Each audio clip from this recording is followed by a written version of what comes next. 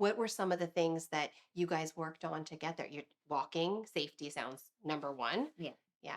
Other things that you guys worked on to be able to get to the different places and do things. My name is Nancy Marchese. I'm a board certified doctoral level behavior analyst and a clinical psychologist. My goal is to help 2 million children with autism and their families by transforming their lives, and I can't wait to help you too.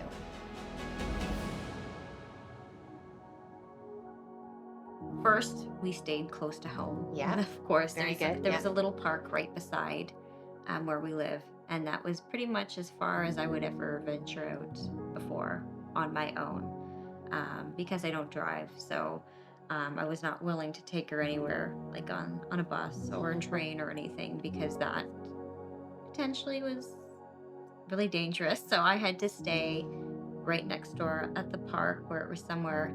It was a big open space. So if she ran, it would take her a lot to run anywhere to a road. So that was about as far as we could go for a while. And then we moved on to going on the little walks around the neighborhood. You know, me holding on to her. I couldn't hold her hand because she would always just slip out. I'd have to hold her by the wrist. Mhm. And we go on walks around the neighborhood.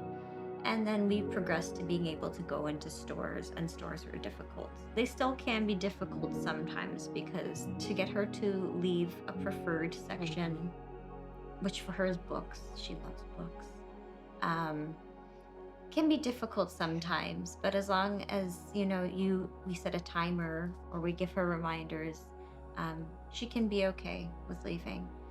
Um, and then we just kept progressing and kept progressing. And a lot of this actually that we worked on was over the pandemic Wow. because we couldn't really go anywhere. Yeah. So we just, you know, played outside and we kept walking. Mhm. Um, and then we slowly progressed to, I was able to take her on the bus, on the subway. She loves the subway. And now I can reasonably take her just about anywhere. Wow. That's amazing. Stepwise approach. This is one of the, hallmarks of Yeah, ABA, right? Is step breaking it by step. down into small steps. What those steps look like Mm, for each child can be very different, and it should be because mhm. we got to think about where do we start. I sometimes I talk about it like the high jump.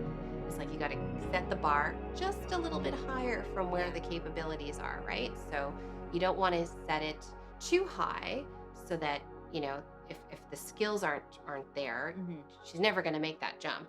For But sure. if we make it a little bit higher than where her skills are right now, within reason, like here you've got to think about safety considerations, you got to think Hmm. about a bunch of stuff, but so much just a little bit higher such that we're teaching but she can meet success, then we Hmm. can keep progressing in terms of steps.